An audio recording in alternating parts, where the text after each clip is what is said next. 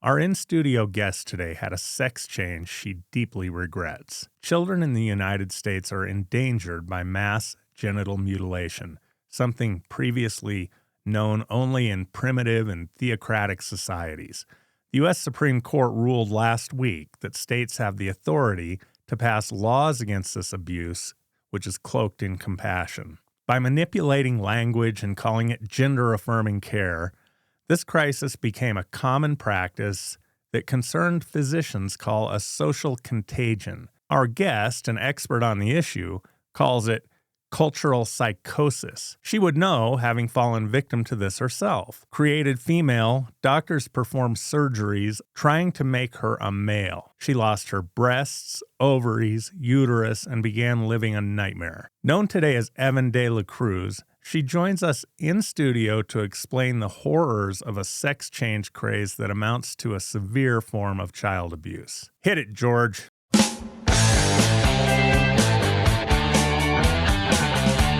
Welcome to Wayne's World, rising above the noise and confusion. It's Wayne's Word. Oh. You ever hear a story that makes you sit up and think, if he can do it, why not me? Scott Riopel built his life from scratch. No handouts, just hustle. Now he runs Interstate Roofing, part of the One Solutions family, and he's showing others the path out. If you're ready to change your life, follow him on Facebook and Instagram at big_Scott303. This isn't just roofing, this is a way up. At Integrity Bank and Trust, integrity is more than a name. It's a way of doing business. My family does business there, and I can tell you they are the friendliest and easiest we have worked with over decades as entrepreneurs and small business owners. Integrity's expert and friendly personnel offer home loans, treasury management, personal banking, and other services for every stage of life. Integrity puts customers first, living up to its name. Welcome, Evan, to my show. Thanks for driving all this way to come to the Wayne's Word studio. I really appreciate it. Our guest, as I mentioned, is Evan De La Cruz. Thank you so much for having me. Evan was created as a girl. Yes. And grew up as a girl. And I think you mentioned you were what my generation knew as a tomboy. Right. Most of your life. Evan, tell me about your childhood. So my childhood was definitely not ideal, excuse me, for any kid.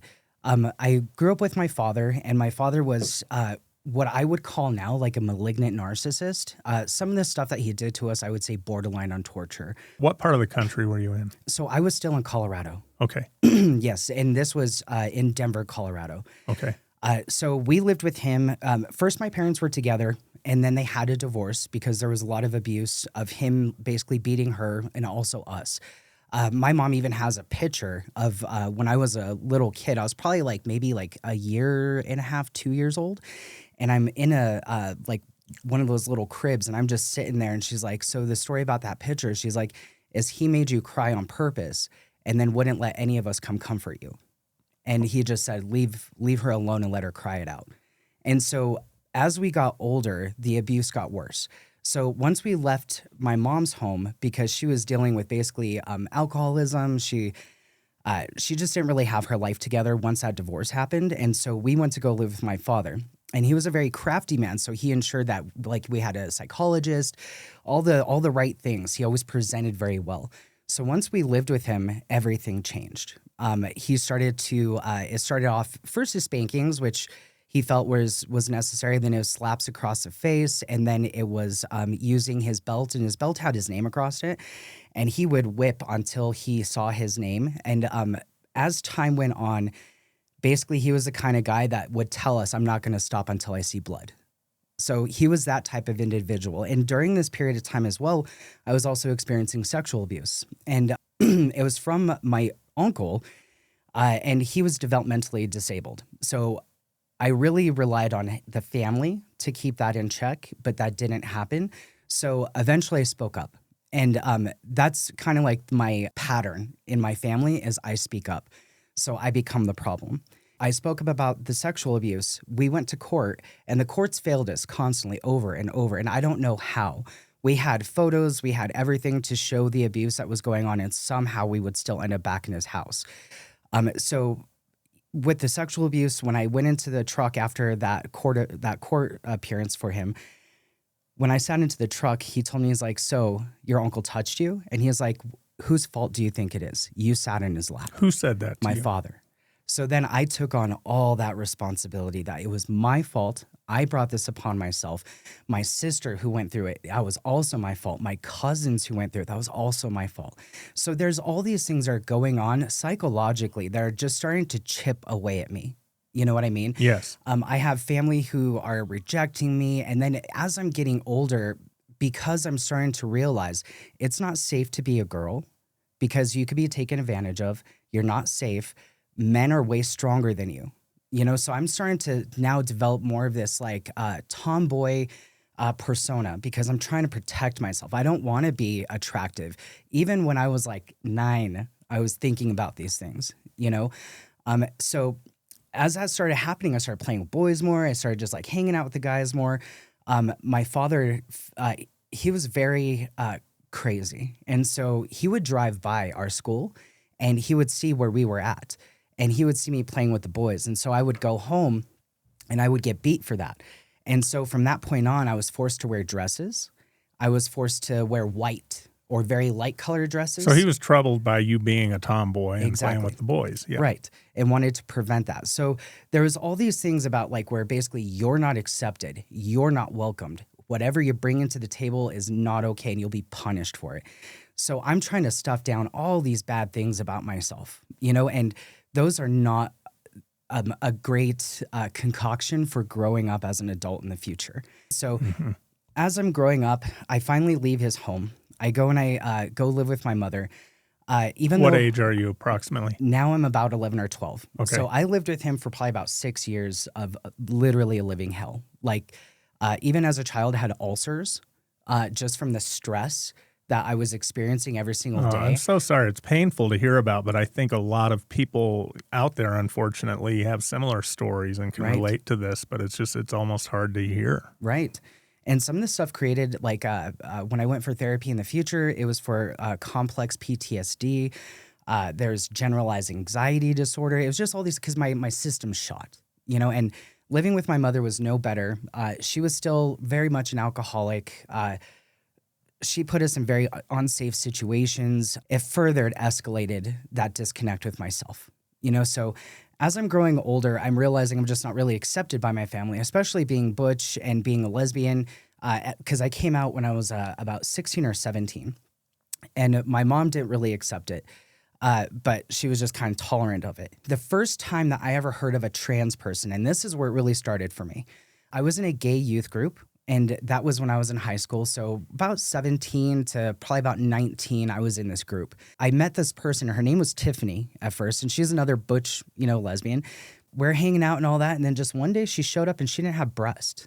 And it was very obvious, you know? And so I didn't really say anything because I didn't really know what to say. I didn't want to comment on another woman's breast, you know? But later my curiosity got to me and I was just like, hey, like, what's going on? You know, like, and she just said, she goes, oh, I'm wearing a binder. I was like, a binder? I was like, why? And she was like, well, I'm binding my chest back. She goes, so it looks more like a man's chest. So I was like, but why? And she was like, because I feel like I'm a man. And I was like, okay, but isn't that what butch is kind of like? Because you're like a masculine woman, right? And she was just like, no. She's like, I'm going to be changing my name. And so then in the youth group, we were to call her Tiffany/Ryan to help transition to Ryan. Right, because she was basically socially transitioning. So when she told me about that, I started asking her questions. I was like, so I could get rid of my breasts. And she's like, yeah. And I was like, but this is where it shows that it wasn't really for me. I still asked her, could I still wear makeup? Could I still do like girl things? And she's like, absolutely. You'd just be a guy who does that. And I was like, okay. And I was like, all right. So that was like around 19 or so. So flash forward, now I'm about 20, 21. Between those 2 years, I was on YouTube constantly, just looking for other trans men, what this meant. And I came across some, like, probably not the best folks, but one of them was Buck Angel. And he has a podcast, or they have a podcast. At the time, they were a known porn star. There was this other gentleman, this other lady that transitioned that was like an older lady that was living out in the mountains. It was like, because it wasn't very common.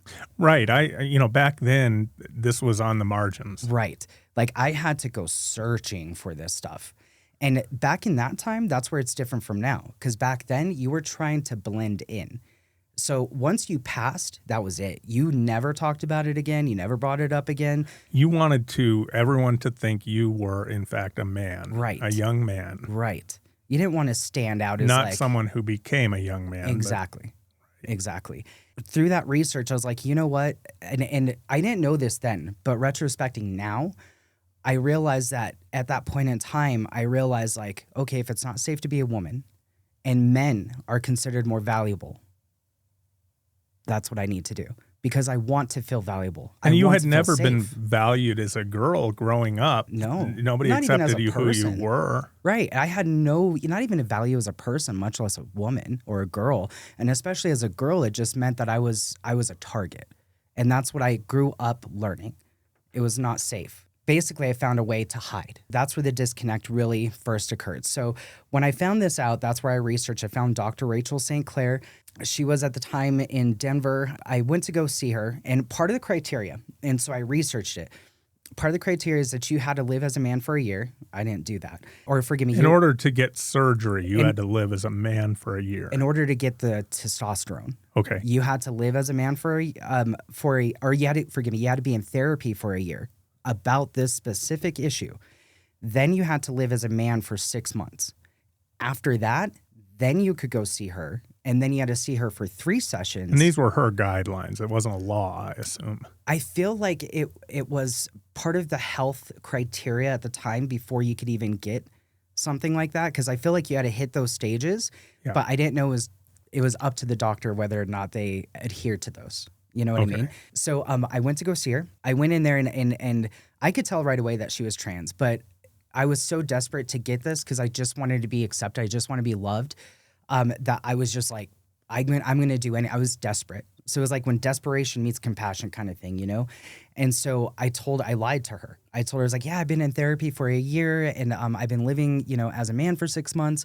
I told her, I was like, but you wouldn't understand, like, because you're not trans. And she's like, I'm trans. And she goes, I know exactly what this is about. And so I was like, yeah, but you probably won't write my letter because you don't know, like, basically I was just trying to convey to her. Right, like the need of it, and so why you need to transition. Exactly. Right. Apparently it worked because I didn't have to do 3 sessions. She's like, I'll write your letter now. She's like, just expect it in the mail, or I can't remember how back then I got it, if it was by email. So then this is where there's almost a 2-year gap. I did not cash in on that letter. I did not go get HRT. I did not go get testosterone. Again, I was thinking like, maybe this wasn't quite right for me. Maybe I could do this on my own without like doing that just anything yet. Dramatic. Right. And nothing was improving. Nothing was getting better with my life. So I figured it's because I didn't do it. So I need to go through with it. I need to do it. And so I went and I found a doctor that was in Colorado Springs who was willing to give me the shot, but he's like, I need your letter. And I was like, so how late? And he was like, well, at least it's within a year. And I was like, well, that's definitely not the case. And so I reached out to Dr. Rachel St. Clair. And I basically told her, hey, so things are kind of expensive, could I please have that letter that, you wrote? And if you could just update the date on there. Yeah. So in my mind with ethical practices, I would assume that a doctor especially be like, well, hey, I gave that to you almost 2 years ago. What happened? Ask questions. You'd think, wouldn't you? Right. Like start probing, and there was none. She just basically said, yeah, no problem. I'll get that updated and I'll get it sent to him. So then sent it over to him, and that time I started on testosterone. So I got my first few shots. I was on it for a couple of years. I detransitioned again, or the first time I detransitioned. And because again, it's that disconnection, and it was hard for me to really accept being a man or living as a man because I still had my womanness that I was still very much attached to. My body was still intact at the time. So I still had my breast, I still had my ovaries, I still had my cervix, my uterus, I still had that stuff. The voice suffered, and I barely had like a little bit of scruff on my chin, but not much. So again, because there's no mental wellness in this process, a lot of things fall through the cracks.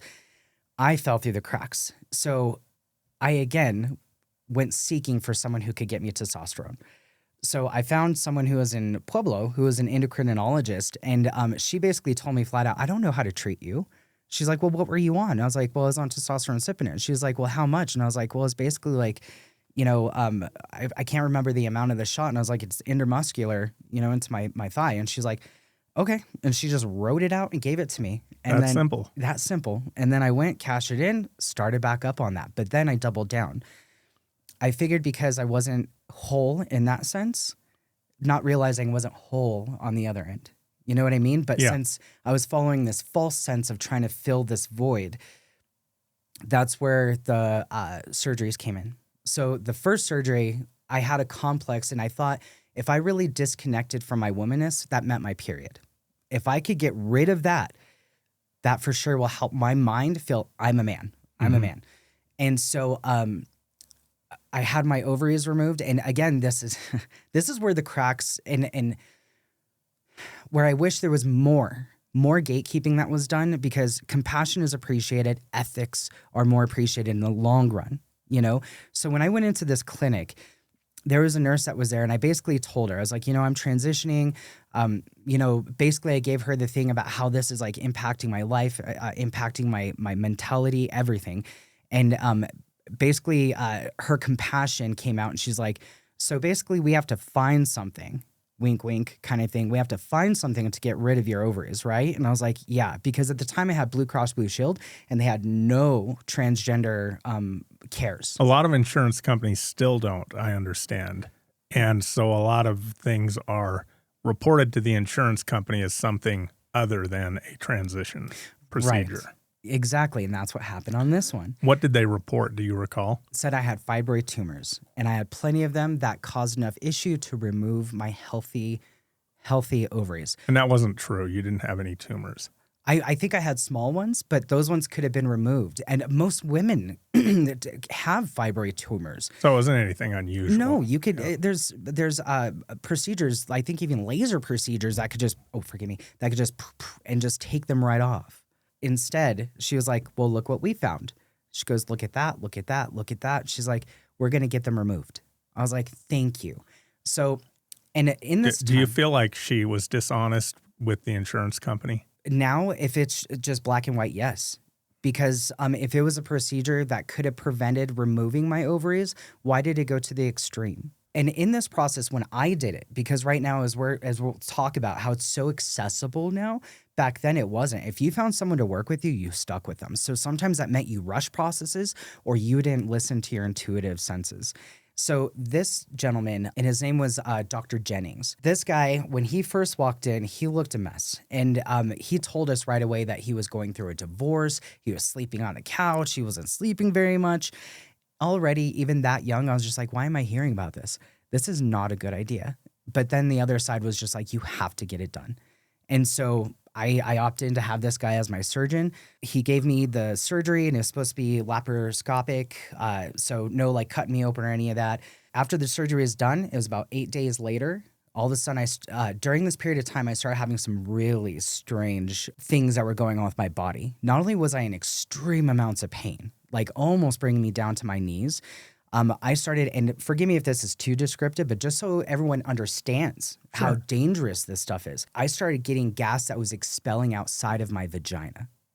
Expelling. It's not supposed to do that. So come to find out, he perfed the bowel. The feces was leaking into my abdominal cavity. It created an abscess around the cervix, and that's what was coming out. It was all the trapped gas from all the excrement that was just stored in my abdominal thing. I go into emergency surgery, and he's very hard to get a hold of, so it delayed my emergency surgery. When I went in there, the nurses, they told me, it's such a good thing that you came in. If you would have waited even a day longer, all we could have done was make you comfortable. And you would have probably been septic. dead. I was already going septic. Like I would have been dead. Yeah. Yeah.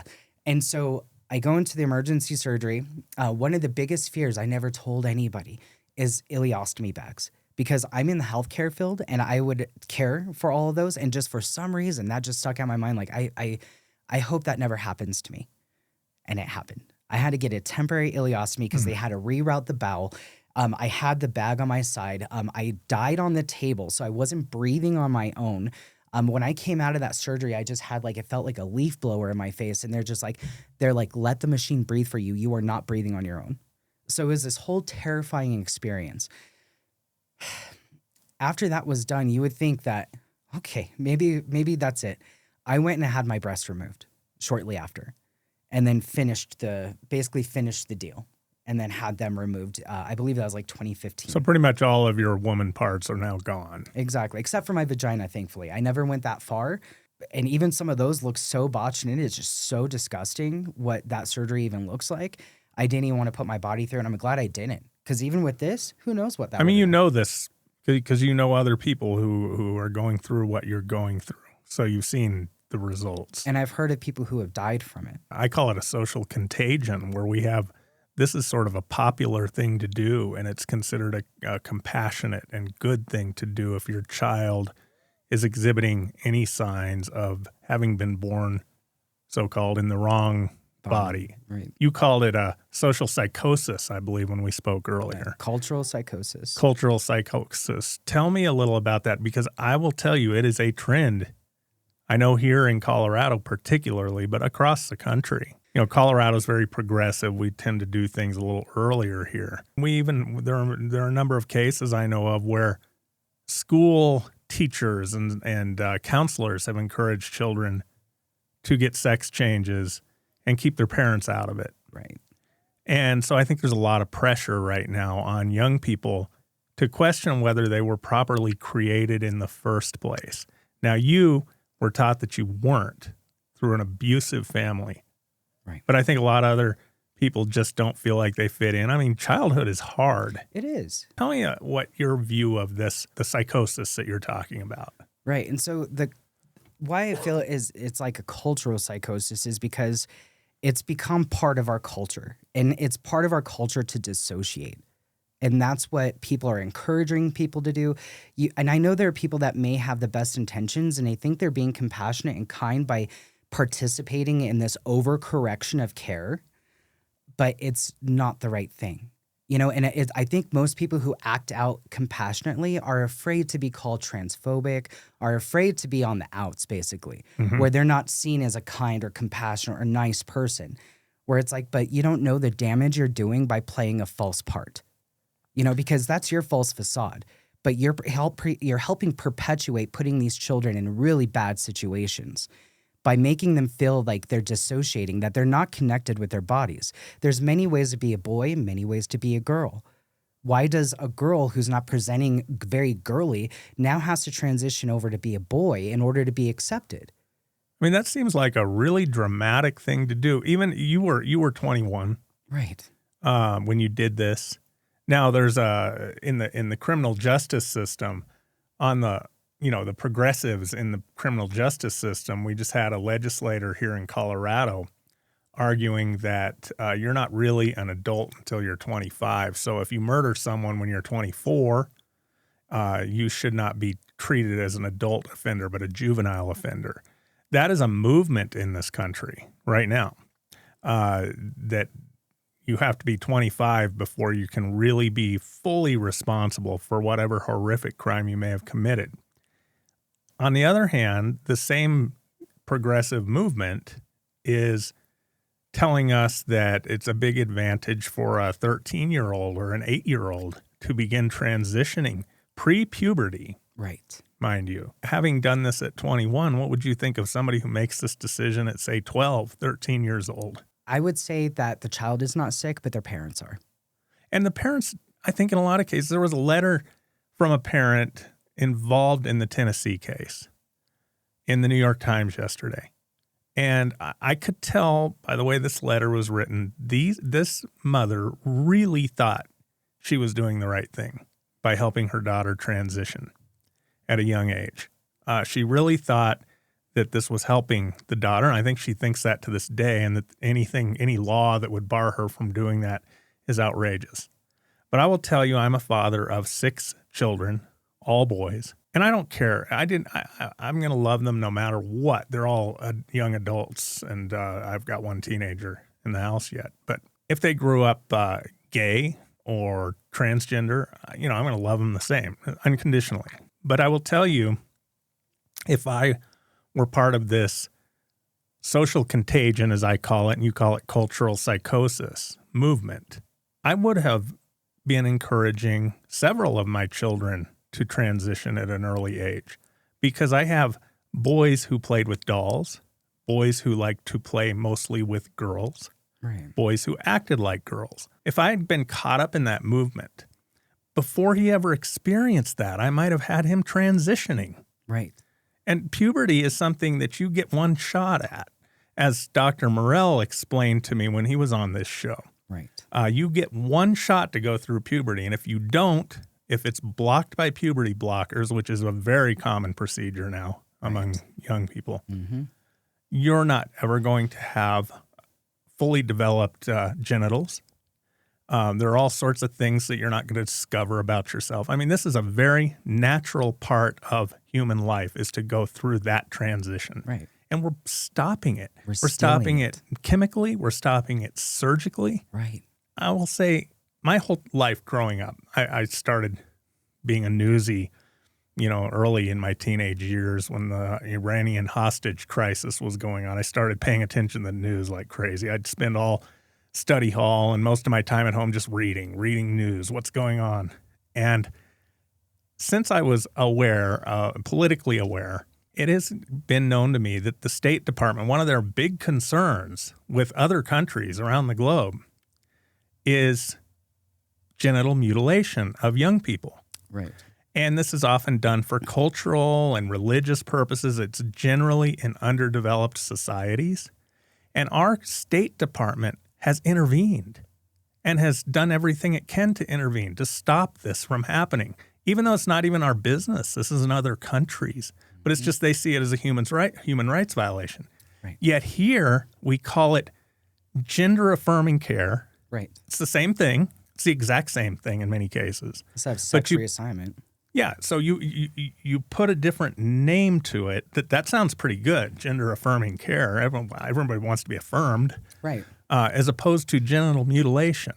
And suddenly we have the mass psychosis that you're talking about. And they do that with transgenderism as well. It used to be called gender identity disorder. Mm-hmm.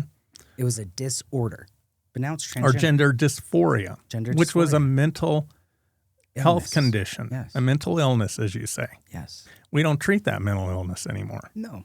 Tennessee and about 28 other states have passed laws to try to prevent this among people under 18.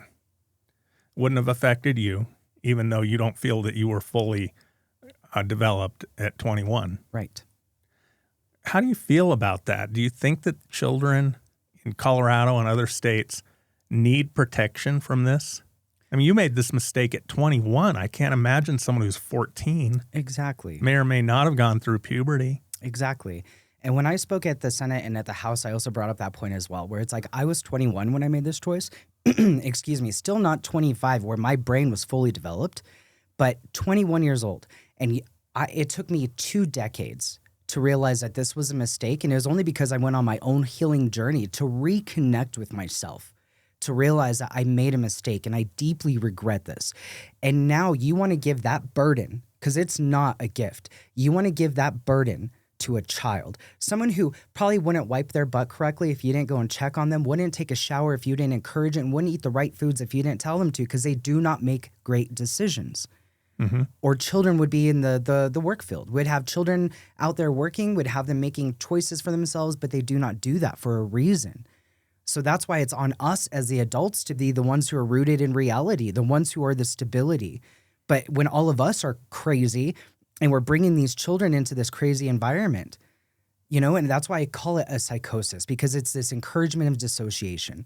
And why are physicians going along with this? These are highly intelligent, highly educated people. You don't get to be a physician, an OD or an MD or any kind of physician, or even a nurse practitioner or a physician assistant. You don't get to be any of those things being stupid.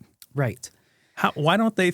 I'm none of those things. But I also know that I've grown up hearing that that genital mutilation is a horrible thing, especially in children.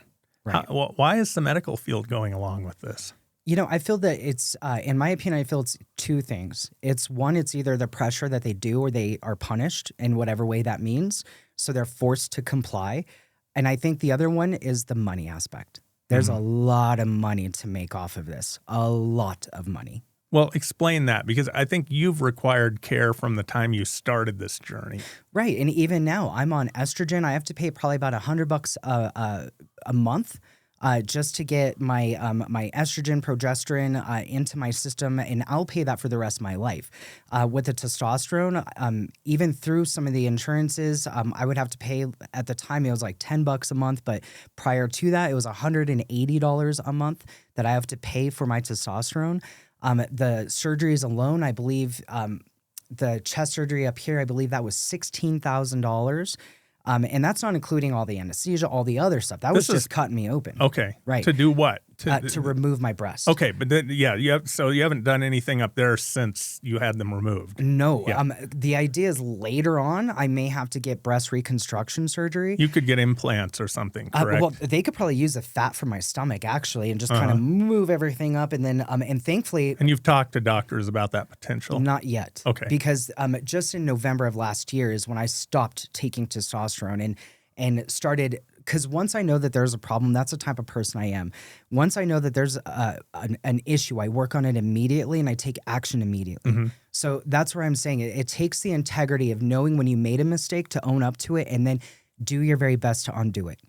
So when you were on the front end of this and you were deciding to transition from female to male, from young woman to young man, you had lots of help and encouragement from the medical community. You even had a physician willing to commit blatant insurance fraud to report something that wasn't, which is we have to do this dramatic surgery, life-altering radical surgery because it's life-saving, which was not true.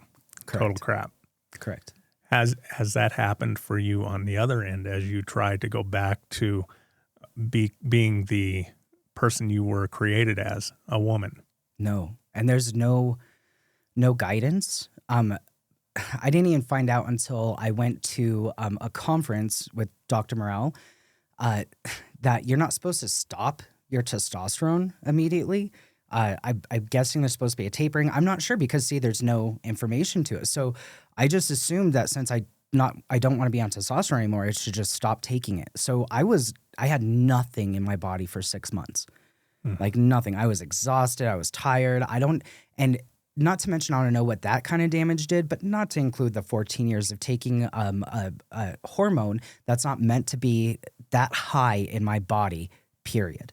So there's damage that's done, but there's no one here to be like, hey, detransitioners, come over here. We have a resource for you. This is how you want to stop your hormones. Once you stop your hormones, then we'll jump in to help you with this, that, and the other. No one guides you.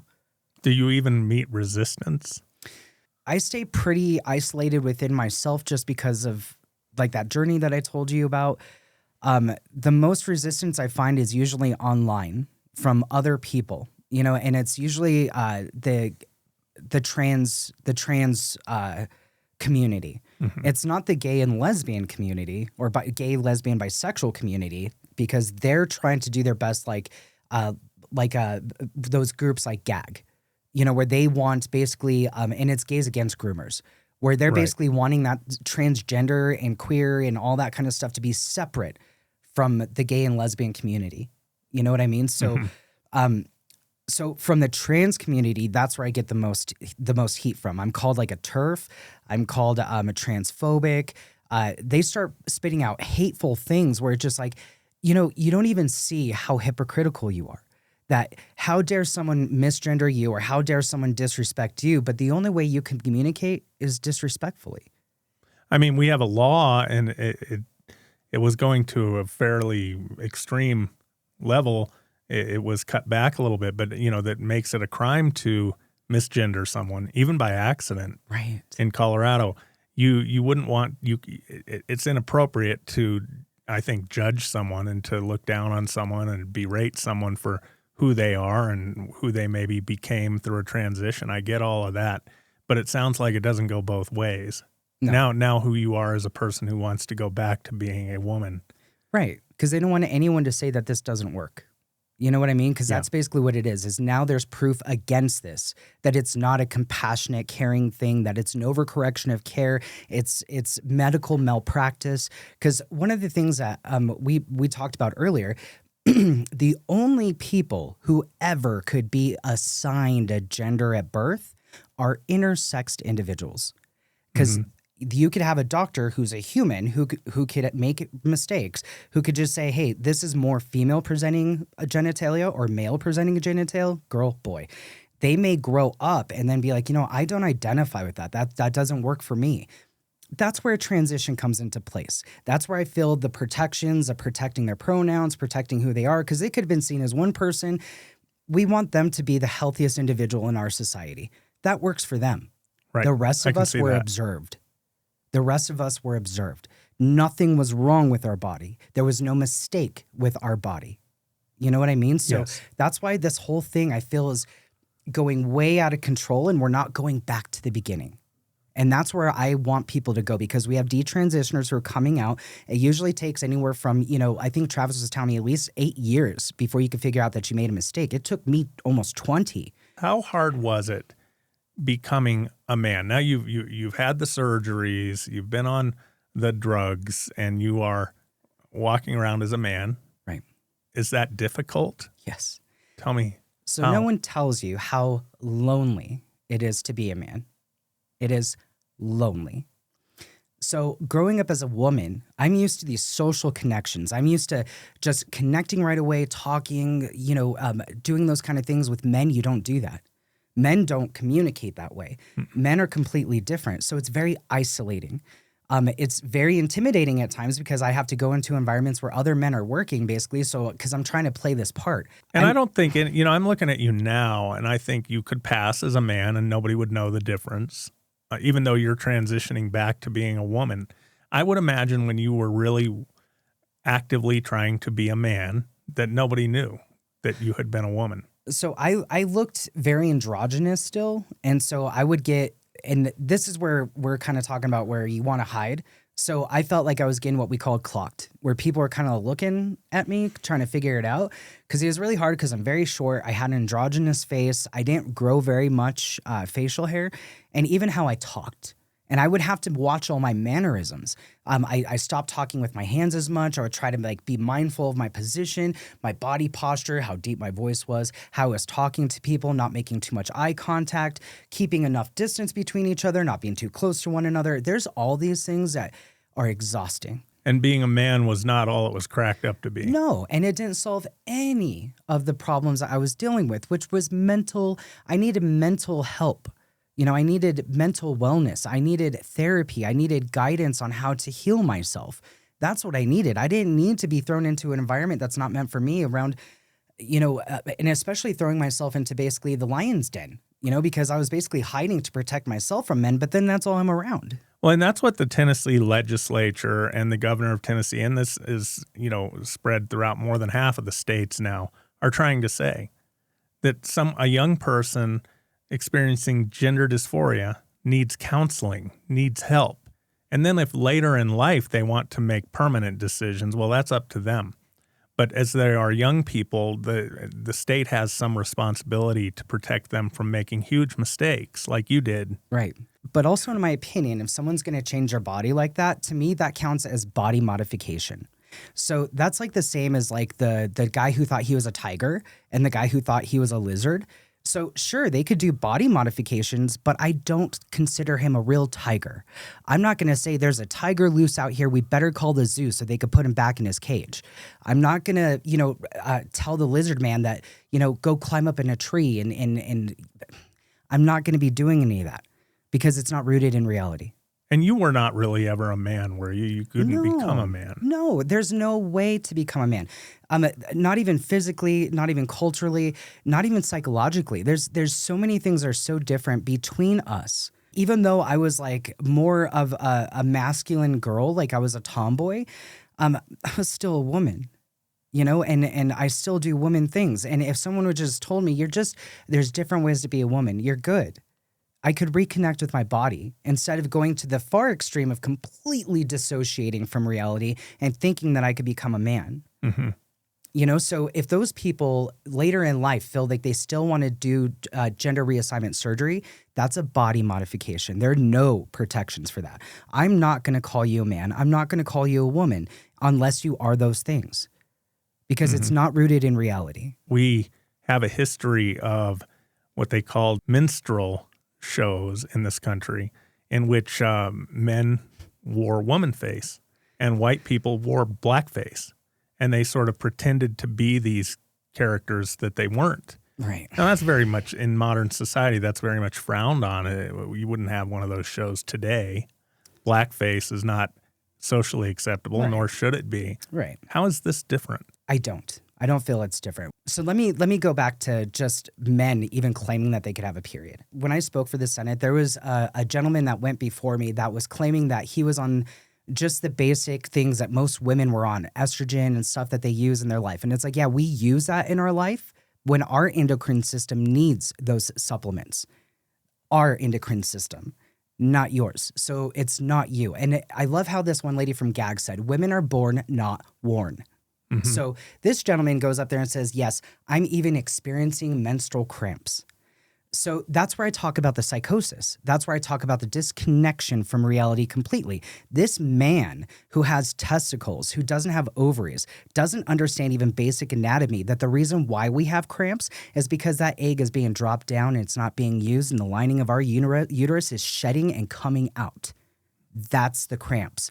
That's the menstrual cycle. You could only have that when you have a uterus.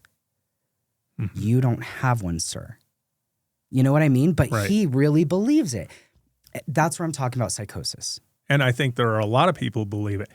This is become so immersed in our culture, so much a part of our culture, that if I am sending an email, a text, I've done this, and I type in the word pregnant, multiple emojis pop up of pregnant people with a big stomach. And about half of them are men. They're images of men. Anyone can try this and they'll see what I'm talking about. Right. Men don't give birth. Right. But apparently a lot of the culture thinks they do. And that's a psychosis. Yeah. It seems like the essence of a psychosis. Yeah. Thank you, George, for putting those up there. Yeah. That's absurd. Right. And I think and I have young daughters-in-law who are now having babies.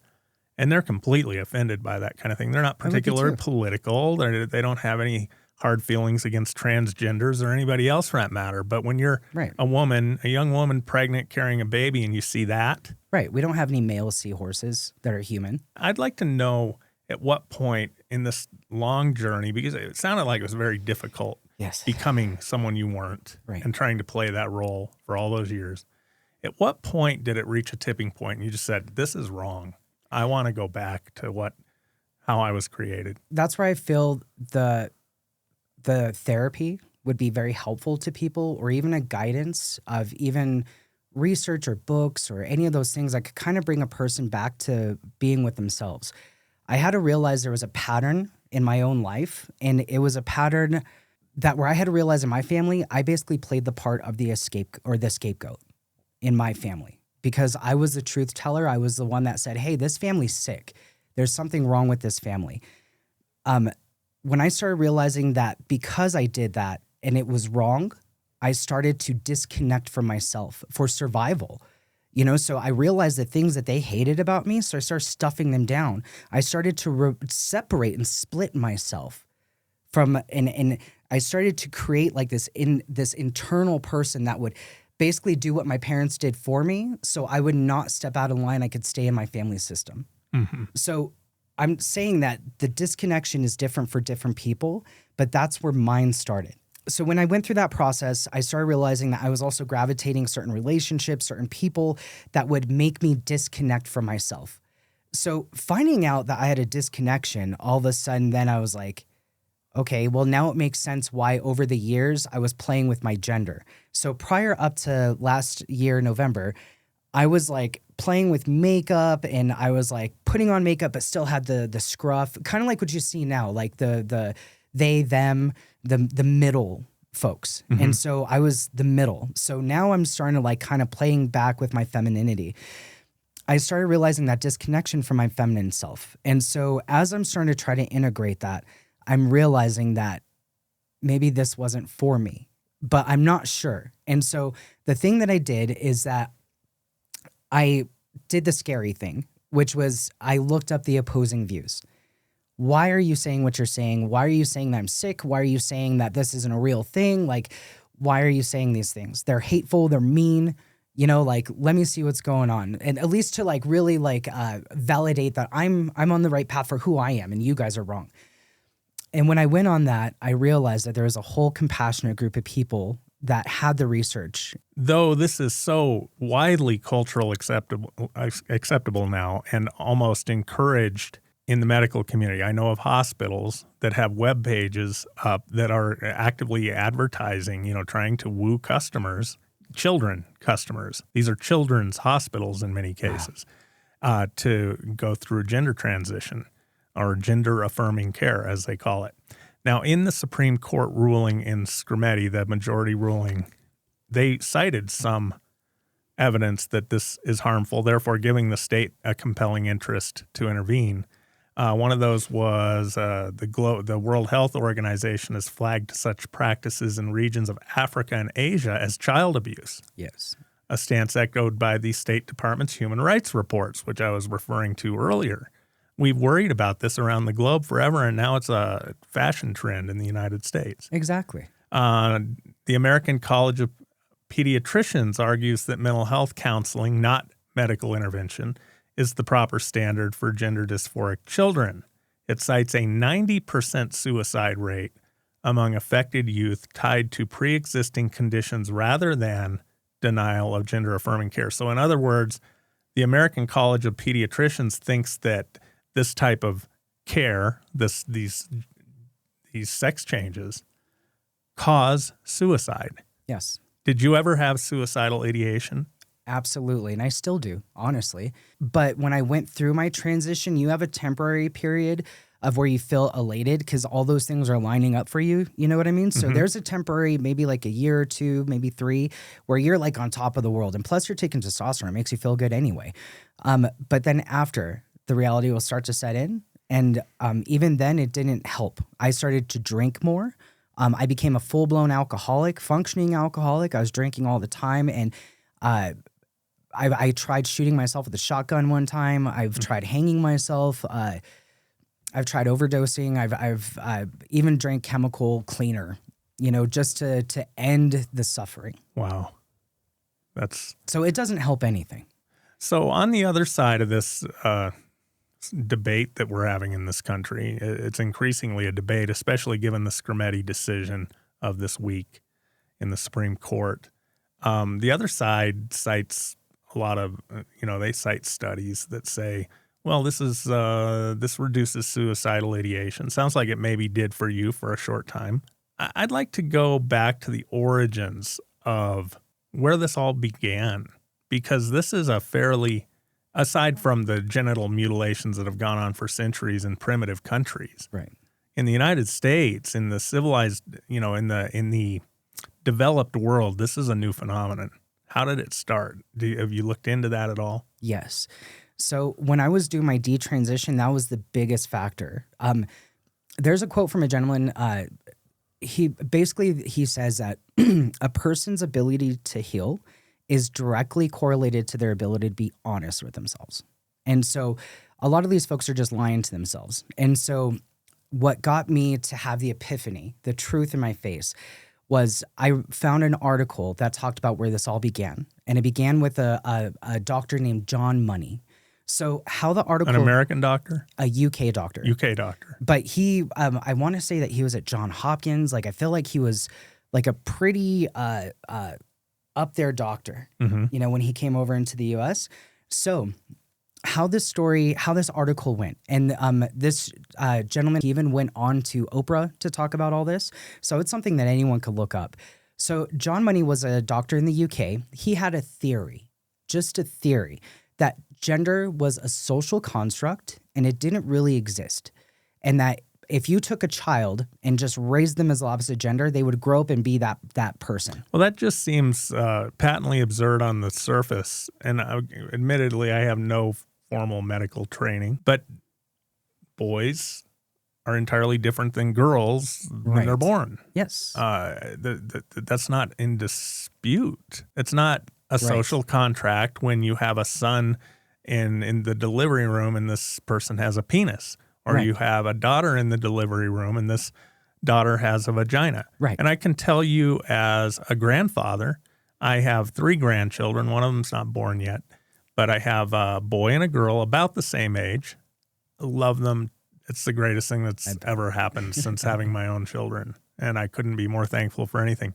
One's a girl, one's a boy. They are very, very different creatures. One is not better than the other. They're absolutely wonderful for who they are. Right. You know, my mom was, in the best sense of the term, a liberal and she was a single mom for a while because my father died. You know, she was going to be a homemaker and a stay-at-home mom her whole life, so she didn't have any educational background. In fact, she had to get a GED after he died. Good for her, though. Yeah, and then she went on to get a degree and then a master's degree. She did very well for herself.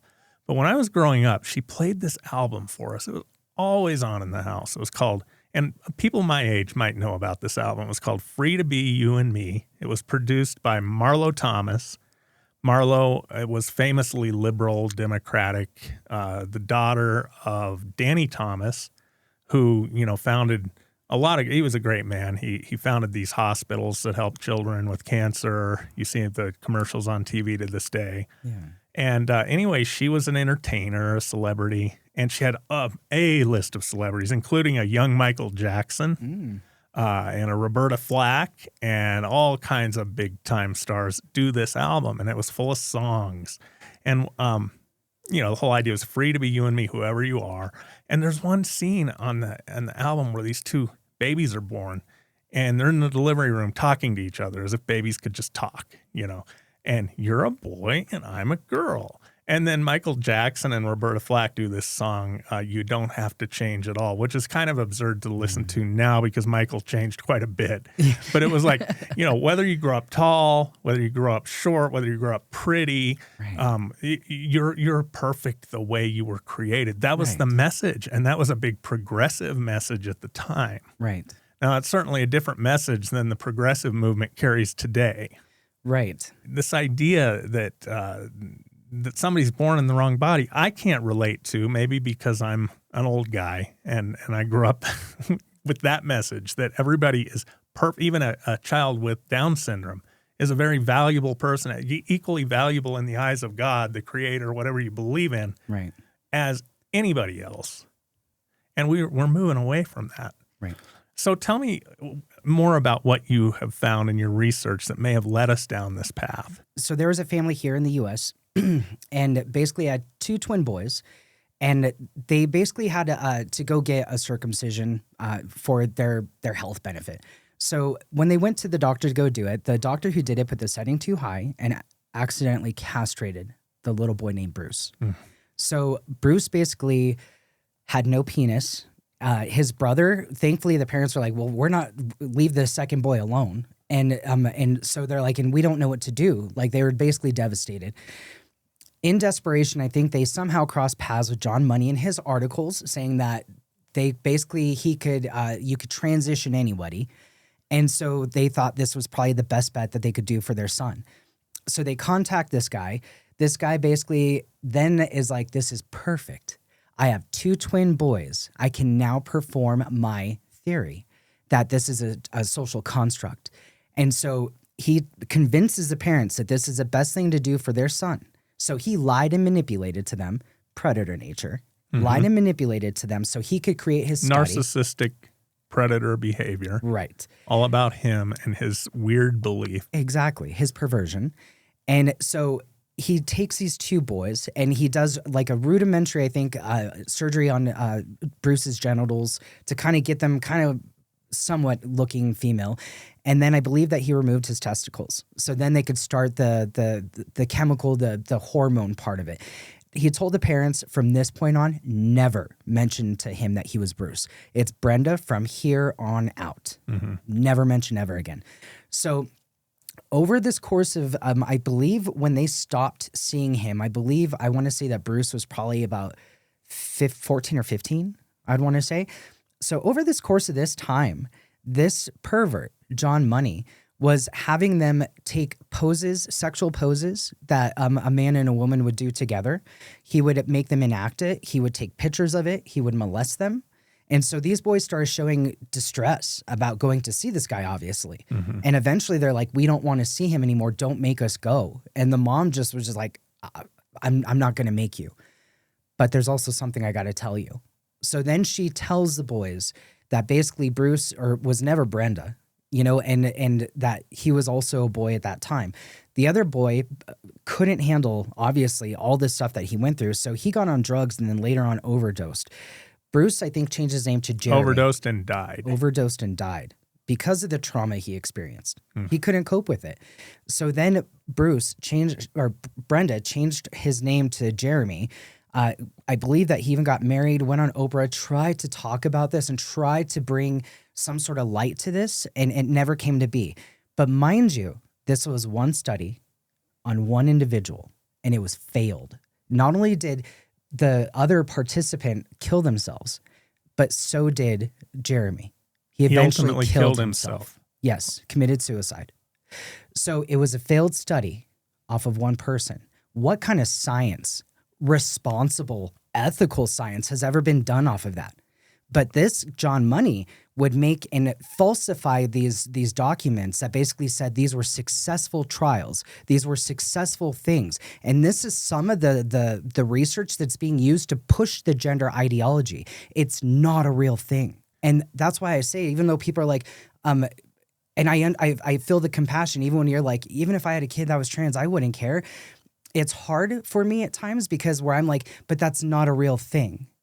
You know what I mean? And it's like, so if I had I would want to reach out to my child, but also Colorado puts in laws to prevent parents from doing that, from having that conversation with their kid. Or they create laws that say that after 12 years old, they don't have to tell their parents anything and they could start transitioning at school. Yeah, and if you try to counsel a child out of that, like you say, you basically break the law in Colorado. Right. I know that we passed a law many years ago where counselors, whether they're psychiatrists, psychologists, whatever they may be, are not allowed to do so-called conversion therapy on anyone. Now, in what free country can't you pursue, you can pursue an irreversible surgical medical change that may be harmful. Right. A lot of evidence says it is harmful, but you can't counsel a child in a certain direction. Right. But some may argue that this is conversion, a form of conversion, gay conversion, not therapy, but just because you have effeminate boys and butch girls and they're not allowed to be that, so you transition them into social constructs that are more palatable for people. So it's a conversion. Now, you were talking about predators, right? And how this whole thing is somehow helping predators. This is what they want to see happen to children in this country. Right. Could you elaborate on that a little bit?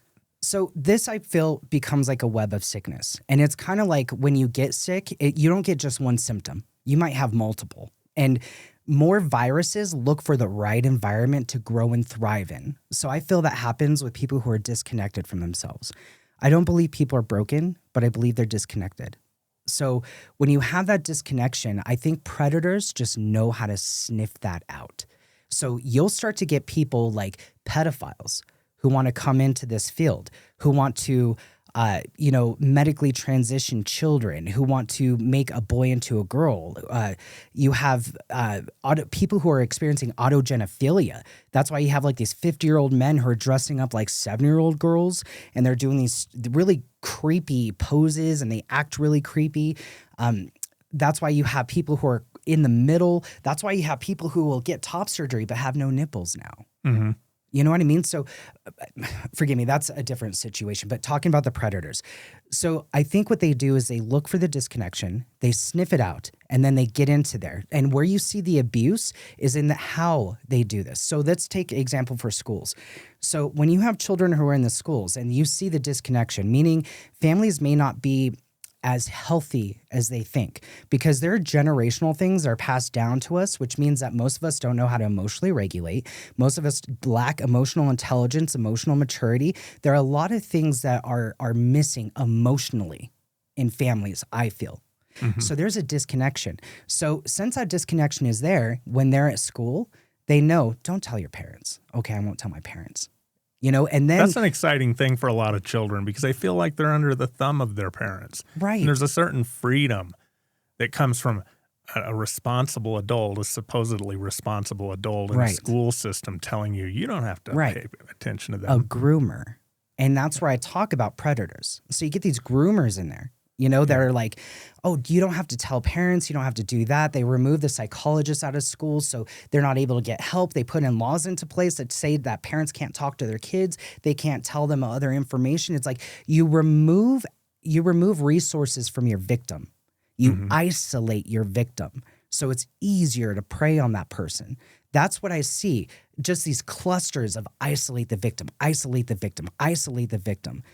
Yeah, and I think this is not so much what's going on with the children, part of the mainstream LGBTQ community at all. I think it's modern, progressive, confused leftists who are really pushing this, and they're not even part of the LGBTQ community many times, especially when they're like, I don't think that woman who wrote into the New York Times is part of that community. She just thinks she's doing the right thing because that's what society has taught her.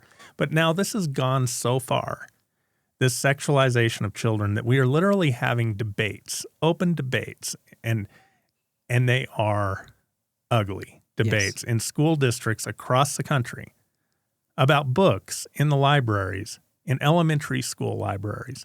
There's one that's in elementary and a lot of junior high school libraries that gives specific instructions on how a child may find a same-sex adult partner.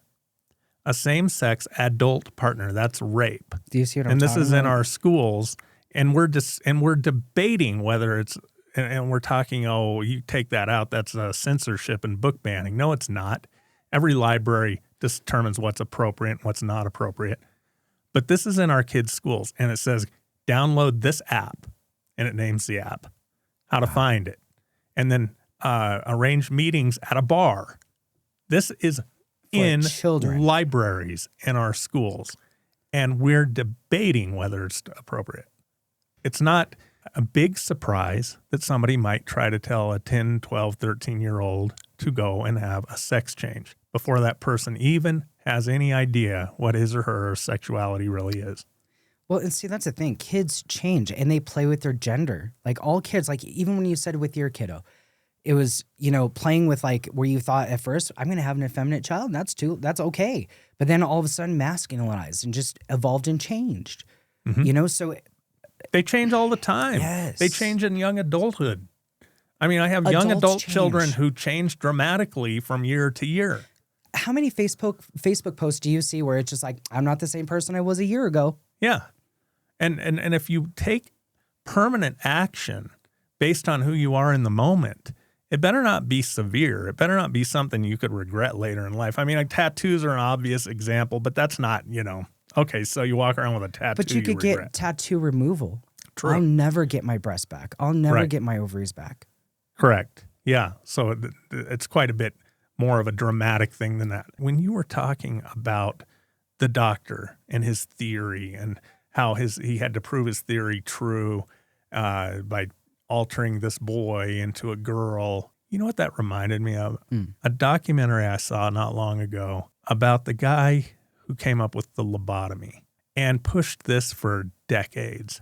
And it became common practice in the medical community in the United States and Europe that if somebody was having severe mental issues, they would poke this large like ice spike into the corner of your eye and wiggle it around and disconnect part of your brain. This was barbaric. We look back on that, that's absolutely barbaric, but it was mainstream medical science at the time. It's considered compassionate and helpful. We've been through this kind of thing before as a society. And I would like to think that 30, 40 years from now, we're going to look back on this as a very dark era in medicine and culture. Because it's an ideology and it turned into a religion, you cannot prove it wrong. Detransitioners need to come out more, and they need to be brought to the conversation more so we could get back to the root of this, that this isn't a real thing, and we're dealing with the disconnection, that a person is dealing with the disconnection. That's personal to whoever they are and whatever they went through.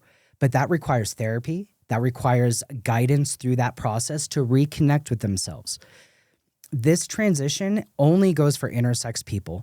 If people are still so sick that they feel that they want to be a different gender, then you are creating a body modification, which you're free to do as a free individual in this country. You could do whatever you want. We have a lizard man and a tiger person. Sure, you could be a man that wants to present as a female, but I will never call you a female. No, and if you're walking around pretending you're a dog, I am not obligated to accept that. Right. I'm not going to pet you. I'm not going to give you a treat, nor am I going to accept you walking around on all fours naked on a chain in the public because you feel you're a dog, and dogs don't wear clothes. Dogs could poop out in the middle of the street or on the sidewalk. Why can't I? And people think that this is an extreme version of this, but it isn't. Like, you're literally saying that you're like me. I'm a woman. I'm telling you that I'm becoming a man. That is just as ludicrous as me saying, I don't feel I'm a human anymore. I feel like I'm a transhuman alien that, what have you. Mm-hmm. It could go to that extreme. Even more so, you could have people who feel like, since people can transition sexes, there are going to be people who are going to transition races. There's going to be people who are going to transition age. Mm-hmm. So you could have a man who's like 50 years old who's like, I don't identify as a 50-year-old man. I identify as a 12-year-old boy, and I should be able to go hang out with other 12-year-old boys. Right. And do with them as I please, because I myself am a 12-year-old boy. Right. You can't prosecute me as a pedophile because I'm a boy. We had this director of the NAACP, George can look this up, but she went for years pretending she was black. She colored her skin. I know what you're talking about. Carried a picture around with her of a black man who she claimed was her father. It was ultimately her actual parents who outed her. The black community rightly took great offense to that. As women do with men acting like they're women. Yeah. So I have to ask you, were you given the name Evan when you were born? No, my name was Antoinette. Antoinette. Okay. Yes.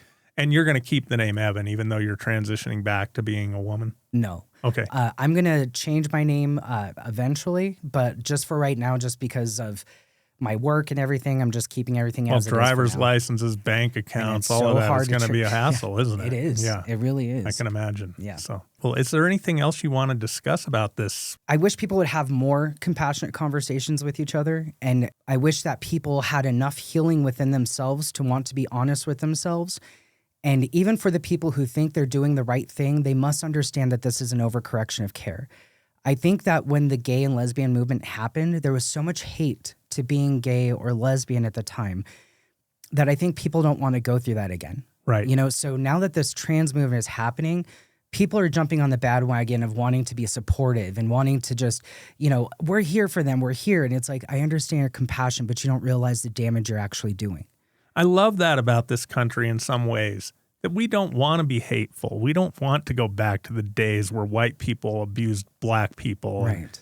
And we judged and joked about and ridiculed gay people. I don't ever want that for this country. No, most people don't want that. Right. Yet it can't blind us to something that is actually a form of child abuse, physical child abuse. Right. Because we're so caught up in not wanting to go back there. I understand how we get to this point when you explain it that way.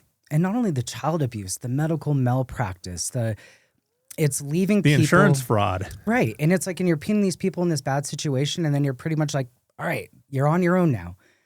Hopefully it works out for you, but if it doesn't, we're definitely not going to be there to help you, because then you're going to be keeping us from making money or pushing this ideology. But I feel good about myself either way. Exactly. Yeah. So I would just hope that people, even though there's this whole transition thing going on, I would hope that people would just take pause. And even with the laws that they're creating, I feel it's going too far. You're creating laws for something that doesn't exist. And that's what terrifies me, that this is not a real medical thing, other than it being what it was before, which was the gender identity dysphoria disorder. Mm-hmm. And it's a mental illness. And it takes therapy, and it takes bringing a person to reconnect with themselves so they no longer go this route. There was a woman that I saw in this Detransitioners group that I was a part of. She was going through the whole social transition. She was going through that whole thing. She felt that something was off. So she disconnected for, I think she said like 6 months or something, from the internet, from everything. And she just went out to just go connect with herself. When she went and connected with herself, she realized that was a mistake, and she's glad she didn't do anything that was irreversible. So the research needs to be put towards mental wellness, and we need to cure our cultural psychosis through that healing. We need to reconnect with ourselves. And live in reality. That's the biggest thing. People don't realize that's why we have men in our bathrooms. That isn't safe. We have men in our bathrooms. We have men in our sports. We have people who are autogenophilia individuals who are also just wearing woman and wearing what it means to be a woman. And men don't even understand what it is to be a woman. I can't imagine what it would be like to be a woman. And then to have some man parading around and then putting on lipstick and be like, girl, I got it. Like, I know what you're going through. You do not. Like, forgive me, mister, you are not my sister. You know what I mean? Yes. Where it's like, I understand that you may love what we're about, but that's what makes you a beautiful, effeminate man, and be that beautiful, effeminate man. Mm-hmm. But you are not a woman. And nor can a man or a woman ever become a man. When I was in my transition, I was never a man. I could never be one. I wasn't born one. I don't have the mentality for one.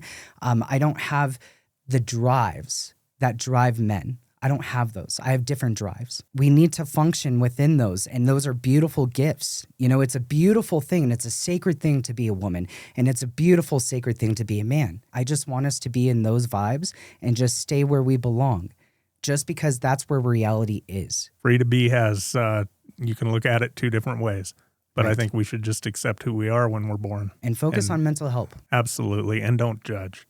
Don't judge people who have mental health problems and who, make mistakes. Exactly. And Evan, it has been a real pleasure to have you on. I really thank you for making a long trip down here from northern Colorado to the Wayne's Word studio, and this has been incredibly enlightening. I see the world differently now, having spent some time visiting with you, and I hope to talk to you again soon. Thank you. It was such an honor to be on your show.